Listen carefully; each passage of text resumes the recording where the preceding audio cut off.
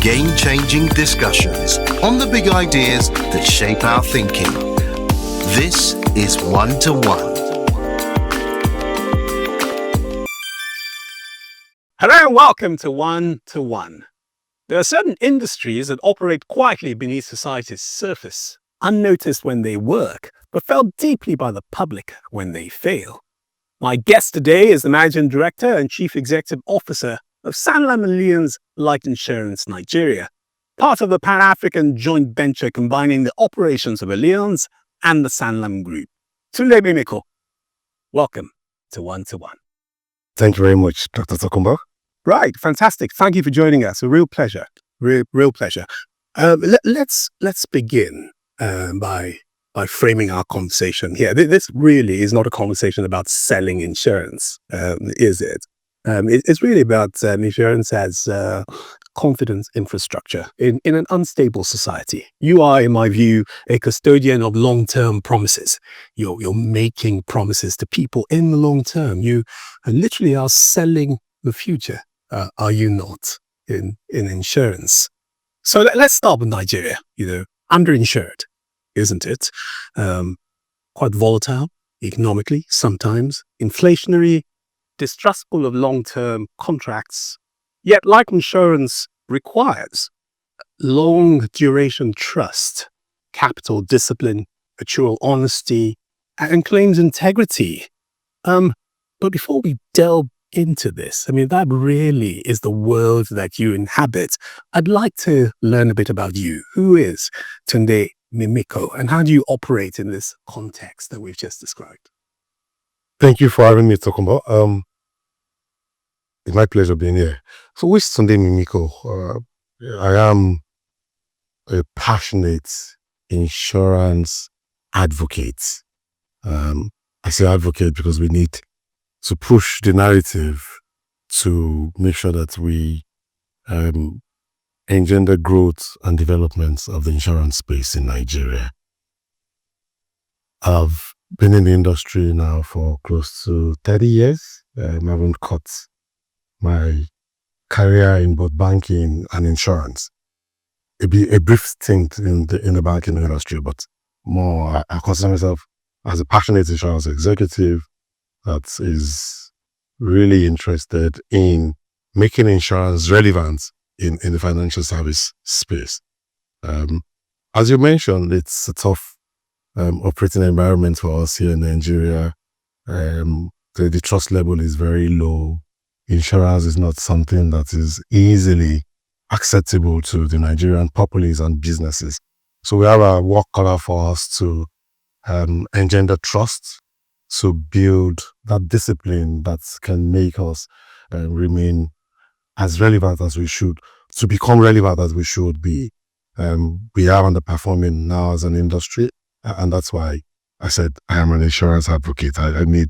We need to come to the table and see how we can bridge those gaps of underinsurance and the uninsured populace that are deprived of financial services right now. Yeah, of course. And it's interesting, you said you're underperforming, of course, not as a business necessarily. You sit at the head of a body that represents a conglomerate, actually. You talk about underperforming as a sector. Of course, insurance penetration in this country overall is less than 1% of GDP, isn't it? So you describe yourself as an advocate, and that's really, really interesting to hear. But I'd like to hear about what drew you into insurance. When did you realize, actually, that it was more than a product business? That's why I studied in the institution. So, met myself in the insurance department of Lagos State Polytechnic back in 1993. And then that's when I got to understand what the course was all about. I've since from there, gone into the space by becoming a fellow of the Insurance Institute of Nigeria, a chartered insurance practitioner in Canada. I'm a member of the Society of Insurance Institutes in Canada as well. So that's how I find myself in insurance. But for me, I put all my heart and passion into everything I do to bring out the success in it.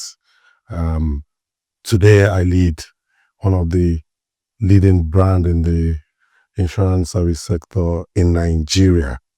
Absolutely the leading brand in African continent.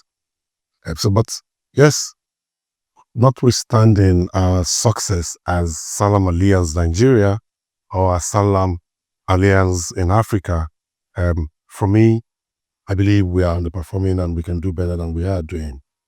Our relevance will not be seen if we are not contributing to the GDP as we should. You did rightly say we are contributing less than 1%. That doesn't show our relevance. I'm of the school of thought that Nigeria is even underdeveloped because insurance is not developed. Interesting concept. Absolutely. So we're starting to zero into the context in which you operate now. Tell me, Tunde, what is the hardest part, therefore, of leading a life insurance company in Nigeria today? Many parts is, but I'll focus on a few. Insurance in Nigeria is, as you rightly said, is underperforming. Lots of underserved, lots of uninsured individuals out there. The awareness is very low. So the relevance of what we do is only known to a few. When I say a few, maybe insurance practitioners, and just a few out there, even the most literate and most widely read individuals have little knowledge about what insurance is all about. So that keeps me awake at night. Say, how do we change the narrative? How do we make people understand the value we bring on the table? How do we also ensure that we create that awareness and are able to impact lives as we should do? How do we make insurance to be seen at work? All right. What do I mean? Fire engulfs the markets, and all we hear is they need the government to assist. A lot of claims are paid in that process, but insurance is never seen at work. Insurance is not seen as part of that economic stability, or what I say, social equalizer that it is. So we need to do more as practitioners to bring that to light. And for us at SanlamAllianz, we to place a lot of premium on this, and that's why late last year we launched an insurance awareness campaign, piloting it in Lagos with a view to going around the country to engender this, to enshrine this across the federation. We also are creating that financial inclusion by providing solutions that are tailor-made for individuals and small businesses that can put them back on their feet, should there be a need for that. Our low premium, easy to access insurance solution also ensure that more Nigerians that would before now not have access to insurance services have access to them, and they have this access through digital means, digital platform, allow ease of onboarding. We have one of the largest sales force in the country. We are spread all over the country. Our agents are over 6,000 of them, can also help individuals get onboarded with the agents app that we have. So these are the things that we are doing in our space to ensure that we are able to support the government's campaign for financial inclusion. Yeah. So we've established no end so far the importance of insurance and life insurance to the existence of the people, to the nation, to households. No doubt about that. But of course, there still is this looming statistic, less than 1% premium contribution to GDP. And I'd like to stay on the psychology of that just for a bit longer. Insurance requires belief in the future. You're selling the future. What you're doing is you're bottling it and you're selling it.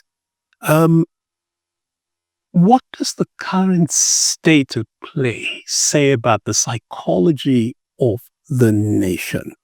It requires that you do long-term planning. Does Nigeria structurally behave like a society that plans long-term? Or are Africans too busy with the here and now and too busy with surviving there to plan for the future? So remember I did mention earlier on that I belong to that school of thought that believe that Nigeria is underdeveloped because insurance is not. Of course. On a base, yes. When you look at the matured economy, you will see that insurance play a pivotal role in the sustainability of that economy. It engenders growth and ensure that that long-term resilience that is required is built around insurance. Today, we are where we are in Nigeria because insurance is not developed. You need that long-term resilience for you to deliberately scale and grow an economy. It's not going to be short-term gains, flash in the pan. What can engender that resilience, bring people out of poverty, and make businesses recover very quickly is insurance, long-term insurance. So when we're able to build these long-term sustainable funds that help in building government infrastructure, that help in providing and creating more jobs, and government is able to make more money, we are more prosperous as a community. And that's what I mean by there should be that attention paid to the development and growth of insurance so that it can also engender the growth and sustainability of this economy.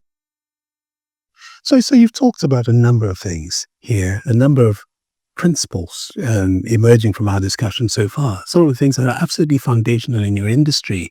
You and I have talked about trust several times in this conversation, long-term sustainability, and so on and so forth. But we've also talked about your responsibility for that P&L to grow and grow aggressively as well. So it's quite a balance that you are striking. Actually, and the balance, really, the point of balance is in that trust and the long term. So I'd like to ask you, Tunde Mimiko, CEO, SanlamAllianz, how do you know personally when your company or that your company is not growing recklessly vis-a-vis all of this and all these responsibilities we've talked about? Thank you. I did mention to you we have a very savvy board, and on the board also are individuals that represent the shareholders, shareholders being Sanlam and Allianz on the board. What Sanlam and Allianz have done very well is been in this business for over a century.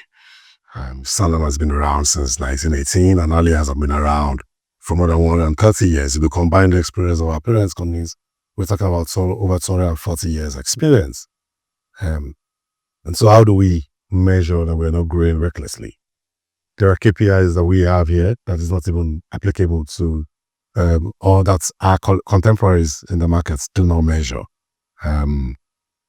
We talk about value of new business, which looks at what you're doing today and how it impacts your long-term profitability.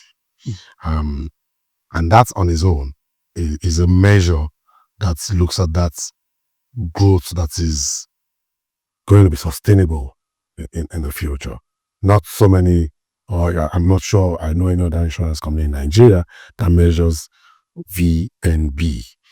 I know emphasis also plays on our return on equity. And these are measurements that engenders sustainable growth. And they are from the foundation that has been laid over the years by our parent company. And so for us, we place more emphasis on sustainability than short-term gains. And so everything we do at SanlamAllianz Nigeria and SanlamAllianz generally in Africa is geared towards empowering generations to be financially secured, confident, and prosperous. Underline the word generations, not just one generation. Long term. Long term. So coming back to this and talking about how you personally know that your company is not growing recklessly, which of these indicative metrics that we've talked about keeps you awake at night? I did mention value of new business. Our net promoter score, it's also something that's beyond. Year on year on, see how that is growing, because it's from net promoter score that you see the impact that you're making, how customers receiving your service and how relevant are you in their lives. So that's also a very big metrics that we do measure in terms of the value pillar that's important to the business. So our attributable earnings, of course, is important to the shareholders, because dollar or no currency is there to provide social services. It's all about what return that you can give, and so we want to also optimize return for the shareholders. Employee satisfaction is also very, very dear to my heart, because it is happy employees that will keep the customers happy. So put together that big picture I did mention, having that broad view, that umbrella view of making sure that all the different facets of the business and all the clocks are ticking at the same time is really what is germane and important to me as a CEO. So in terms of growth and progress of your business, which of these metrics, if it deteriorated quietly over 18 months, for example, would you find hardest to recover from as a business? It is volume, and volume in terms of new business as in growth. We measure what we call annualized premium income, API. So for us, it's a way of also measuring how acceptable our brand and our solution is to show the market. One of the things I also forgot to mention earlier on is our brand equity. How is it resonating with the insuring populace is also important, and all that, of course, affecting not net promoter score, but volume of new business, because it is only a satisfied customer that will recommend or refer their friends or partners or business associates to patronize you. So when that starts going down, it means that accessibility in the market is dwindling, and that's not something. Absolutely. How about those who cancel their policies before they actually reach maturation? You believe you call your lapse ratios? Yeah, we do price that into how we do our pricing. You had mentioned how unstable our economy is, the volatility that we also experience, so, and the inflation rates. That's all this. What it brings to the society is pressure to not see through a long-term commitments, and so yes, that is a pain point in the business to see people come surrender their policy. But for us, we, as much as possible, cater for that through one, ensuring that we sell correctly to the need of the individual, not for them to believe that this is a saving and they can withdraw at any time. So letting the customer understand what the value they tend to get from it ensure that it brings down the level of exits before maturity. Okay, so let's talk properly now about SanlamAllianz. An integration, a merger really between two continental giants, the Sanlam Group and Allianz. It sounds very strategic, isn't it? Huge strategic alliance, very, very, very important for the business, for the continent, but operationally must have its challenges. Tell me operationally where it hurts. What are the pain points that come from such a significant merger?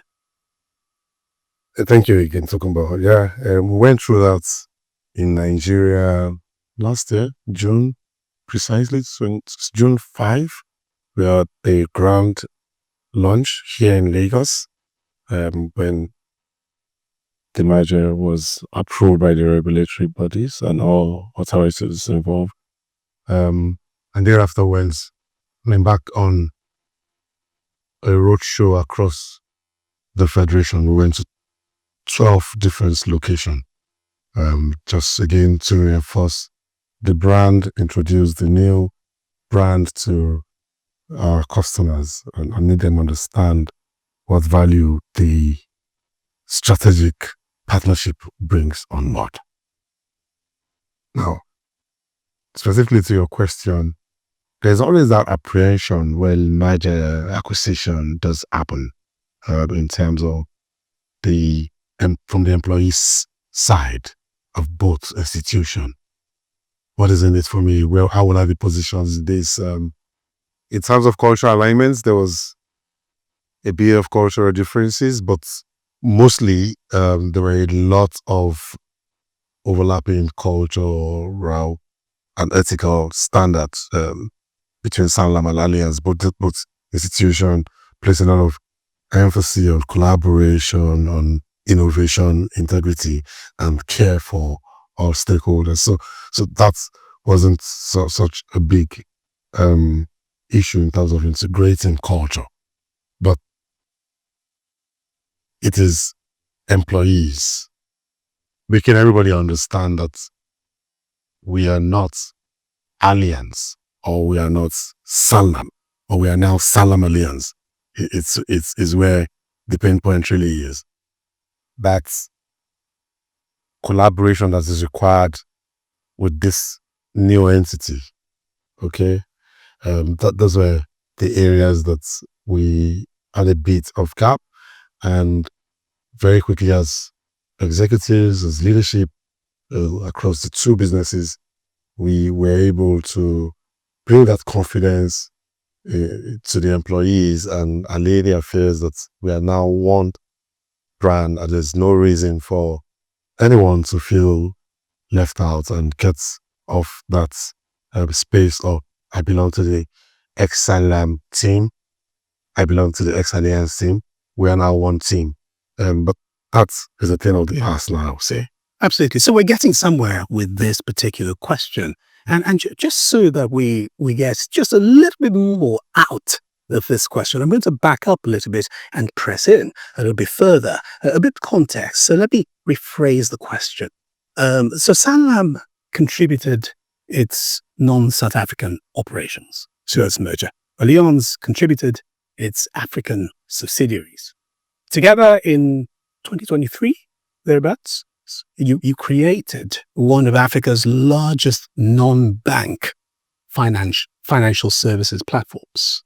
A Pan-African giant conglomerate combining the might of their operations across multiple African markets. Correct. But here's the thing. It also introduces integration complexity, cultural alignment, systems integration, capital allocation discipline, regulatory navigation in multiple jurisdictions. First question, specifically, does continental scale strengthen local execution, or does it simply complicate things? I spoke from the perspective of Nigeria earlier on. Yes. But the question speaks more to the entire JV across the continent of Africa. So the two institutions brought on board to complementary value. Sanlam, a true Pan-African giant that have insights and expertise in Africa, understand the different dynamics and different peculiarity in the different entities. Sure. Okay. As the value Sanlam brings, being the largest non-banking financial service institution at that time. And then Allianz, with its global presence, strong capital base, depth when it comes to insurance and asset management expertise, also brought that global brand on board. Now, in time, what are the complexity that this does bring? I've talked about the value that they brought on board. System integration, they're both using two different systems before, but the good thing was there were pre-merger conversation that made them agree on what system we would have both adopt, what values are we going to drive, what becomes of our vision now. And like I did mention earlier on, there were value alignments very quickly. There were vision was very similar impacts in lives, making sure that we agenda the financial inclusion, aspiration, the sustainability development goal of the United Nations, and driving operations through partnerships with bank assurance and with banks through bank assurance partnerships and telecommunication operators to be able to have access, making sure it's accessible to the greater world and make the world a better place by bringing that equitable and balanced, stable stability to the economy and make everybody to have access to financial service. These are the values that brought them all together. Yes, it was cultural differences in terms of our people that we did observe across different jurisdictions, including Nigeria. And then there were regulatory hurdles to also cross. And in Nigeria, we were able to cross it pretty quickly. Some of our sister companies outside of Nigeria still have some regulatory challenges to cross.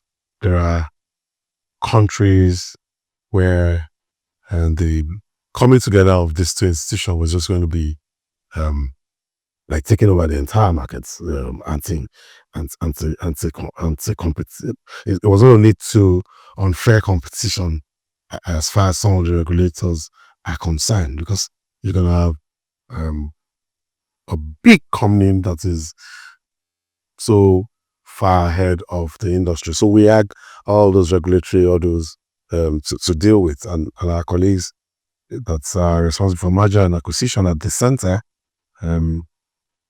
keep at this all the time. So simply put, it was more of integrating people and making sure that we cross the regulatory requirements of each country that were the big concern and pain points in the integration. Of course, but practically speaking, for you as CEO of SanlamAllianz Life Nigeria, what impact did that have on local execution? How, for example, do you align multinational governance expectations with the Nigerian market realities? The Nigerian market reality seems to be over-exaggerated. It's not as if we in Nigeria are full of unethical practices that doesn't align with best practices. Absolutely. There's a tension right there. But I think it's over-exaggerated because there's been a shift. The regulators have been they step up their game to make sure that they ensure good governance, best practices, and businesses are built on a sustainable platform, which is what we also advocate for. So for us as SanlamAllianz, it's, as you've rightly mentioned, belonging to a global multinational institution, I mean, we have no choice than to live those values of good governance, best practice, build businesses on sustainable foundations. So we have a responsibility to also advocate and ensure that the environment we operate in imbibes some of those best practices. And that's what we're doing. And that's why I started by saying, I think the Nigerian insurance space is also well governed. The best practices being enshrined across how we operate. So it's an easy fit, I would say. But there are metrics that we measure that also engenders long-term sustainability that is not being measured generally in the market. Of course, absolutely. So I'm conscious here of the fact that we are talking really, I'm speaking with the CEO of SanlamAllianz. We're talking really about best practice. So I'm going to ask you to step out of that a bit. I mean, it's a bit like asking you to step out of your skin, but just for a few minutes, I promise you. Let's talk about the asset liability, that capital discipline, that duty, that responsibility to invest in long-term assets that will match the timing and currency of future claims. Would you say to me, sitting across the table from me today, that best practice, which of course you practice, is pervasive throughout the industry? Very correct. You did ask a question there. There's a lot of things that we measure that the industry needs to also place emphasis on. Asset liability matching. I missed that out in the metrics that we measure. So it's something that we're big on. We have very savvy actuaries that's all they do. They look at our assets and liabilities and they match them over a long-term period. Is that expertise across the industry? That's my question. No, I don't think so. We have struggled as an industry. So even have talents in the actuarial space. So not so many of our contemporaries do have resident actuaries that have the skill and the competence to do asset liability matching. So that's best practice. That's gap is there in terms of building a sustainable business. But there are regulations around actually having actuaries around. Even if you can afford to have a resident actuary, you need to contract it out to a partner that can help measure that. And there are regulatory requirements around how you make your returns and they're able to see how you're matching your liability with assets. But these are all new developments in the last 2 years. In the past, we've had companies that have been reckless in matching their assets with liability. And that on its own have got their fingers burnt and of course rub off on the industry very negatively. Of course. So you confirm that regulatory muscle is there. And that's a very, very important, vital point to make. Press in a bit more and talk about that capital buffer strength as well. Can you confidently tell me that, again, we're not talking about best practice. Can you tell me that insurers hold enough capital generally to withstand these market shocks, currency devaluation, unexpected changes in mortality. We're really talking about the everyday lives of households and human beings and citizens of this country.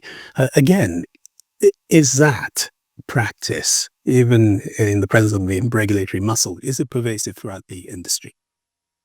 So we're in that phase where that reform to ensure that we build strong institutions is happening right now. The Nigerian Insurance Industry Reform Act was big on recapitalization of the operators, the insurance companies. And by July 1 this year, it's going to be a new regime. All right. So to your question, do we have institutions that have the financial muscles, the capital to really take on the risk that the market is posing at us?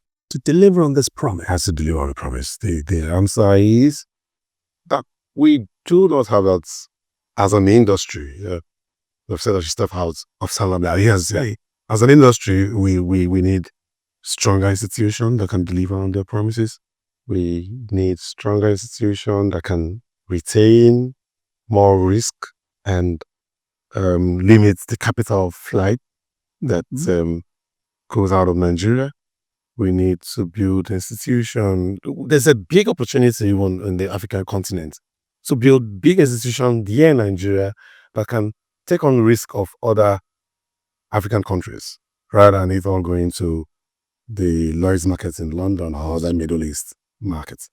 So the recapitalization effort that is ongoing will help bridge this gap, will help build stronger institutions that can deliver on their promise, that will have capacity, that can become better when it comes to quality of service, that are more durable, that are more, that build sustainable businesses and can really show the relevance that insurance should have in an economy such as Nigeria. Yeah.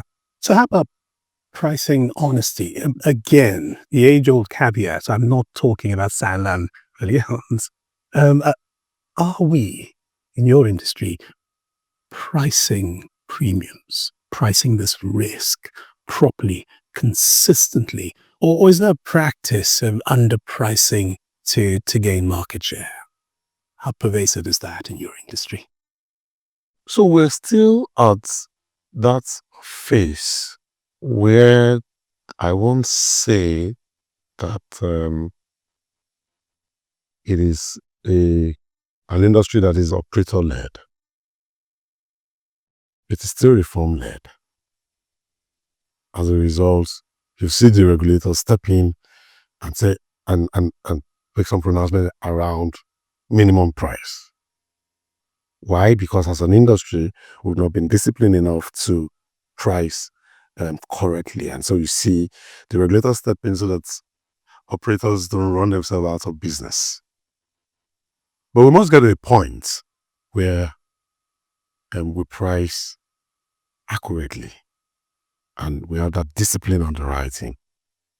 I'd mentioned earlier on that point requires that we build data infrastructure that can make us all price from a data point. Sick. Okay? Rather than the sign-up pricing that we're doing now. To standardize it. We need to standardize this.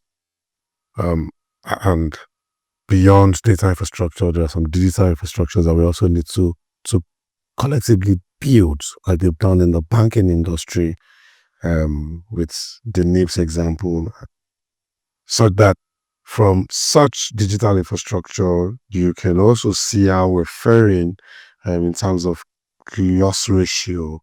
We can use such infrastructure to also manage fraud and have more insights into how to really be disciplined when it comes to underwriting, claims administration, and the value that we provide generally.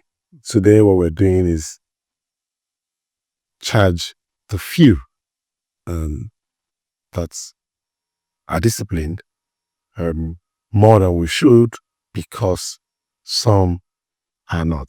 So, for example, the regulators say we shouldn't charge less than 6 per mil in the life insurance space. And there are organizations that perhaps the premium should be lower than that, and there are organizations that the premium should be much higher than that, but everybody, more or less, is paying at 6 per mil or being benchmarked at 6 per mil. So you have good risk subsidizing very poor risks. If you look at the motor insurance space as well, where there's been a regulatory intervention as well around pricing, not to be less than 5% for comprehensive insurance. There are individuals out there that have multiple vehicles that do not get out of their garages daily. And there are individuals that plug their vehicles on the regular, and everyone is paying 5%. That, again, does not really follow the principle of insurance, which is you pay a premium that is commensurate to the risk that you bring into the pools, right? The pool risk. That is where we are as an industry. That's why I said it is not operator-led, it is reform-led. All right? But we need to move very quickly to operator-led by ensuring we have that discipline to price well. And that discipline to price well comes from us having the accurate data that can help with the proper price. So I'd like us to move on to talk about something you've hinted at a number of times in this conversation already. Of course, insurance isn't just about private risk protection. You become stewards, custodians of long-term wealth, capital. And in mature markets, many mature markets, insurers fund infrastructure, contribute significantly to capital markets. Can you tell me what you think about whether or not African insurers should play a larger role in funding infrastructure? We've come back to that theory of the school of thoughts that believe that Nigeria is underdeveloped because insurance is not developed. If we have an insurance industry that is developed, the government will have access to long-term funds. Businesses will have access to long-term funds.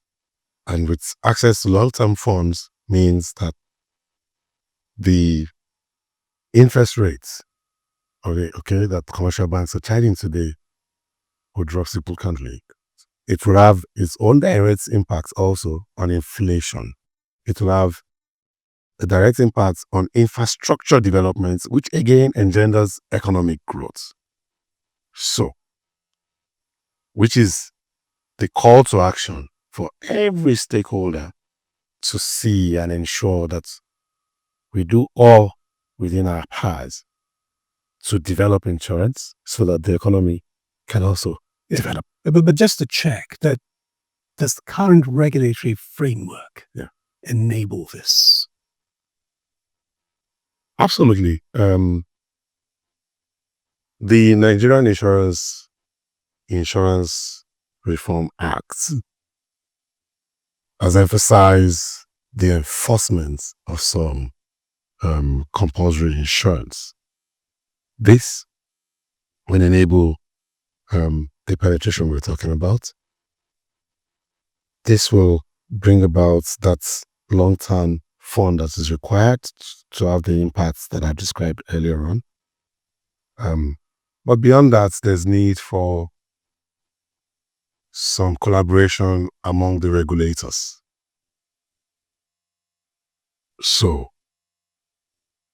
we have a very, very huge market when it comes to the telco space, where our demography are young and always on their phone. Even in the most remote and rural area in Nigeria, there is a mobile phone there. So to engender that penetration that is required, National Insurance Commission, the National Communications Commission, and, for example, the CBN, perhaps also the Nigerian Data Protection Commission, needs to collaborate, looking at the big picture. How do we make sure that we support the government's drive for financial inclusion without us all having this barrier that prevents that from happening? Absolutely. Okay. So today there are different regulations that are in silos that does not encourage the kind of skill that's required. Looking at that example of the telco industry, which we can also bring to the bank assurance space. Yes, there are guidelines around how all this can work, but I think there should be that focus on the big picture. How can we really grow without necessarily violating regulatory requirements? So that is required for the kind of growth that is required to happen. And there are countries within the sub-Saharan region of Africa where this has happened and where learnings can be taken from. Yeah. So we've highlighted the dismal statistic already, but never mind life insurance. Overall insurance penetration in this country is less than 1% of GDP. I'd like to ask you, just hypothetically speaking, if Nigeria were to double life insurance penetration, what do you think would change structurally, fundamentally about this country? It will transform lives. Transformative. So today, a lot of children are out of school, perhaps as a result of the demise of a guardian, of parents that are not there to train them to school. The more households that we ensure, the more prosperous this society become, the more the potential of a child is fulfilled and achieved. And we won't be able to measure all this now because there's so many unfulfilled potential in children out there. So that's social good that insurance is supposed to also help out in. Yes, there's a place for the government to put in place social welfare and all that, which I think the government is driving. But insurance also have a responsibility to think about how insurance can be part of the social good and help us have a society that is better for us all to live in. When children fulfill their potential, when people don't feel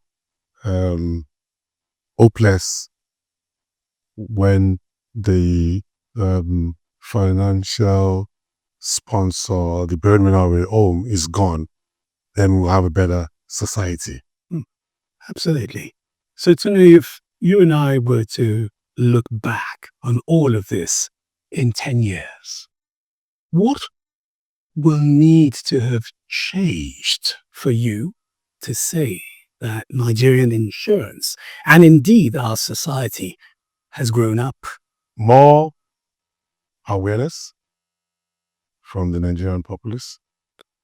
Our relevance should have gone beyond 1% to a minimum of 2% in terms of contribution to the GDP, and have better talent pool of leaders that will continue to sustain the industry beyond now and even in 10 years' time. Today, there's a depth of talents in that market. Tunde Mimiko, thank you for joining us on One-to-One. Thank you, folks. It's been a pleasure being here. Pleasure.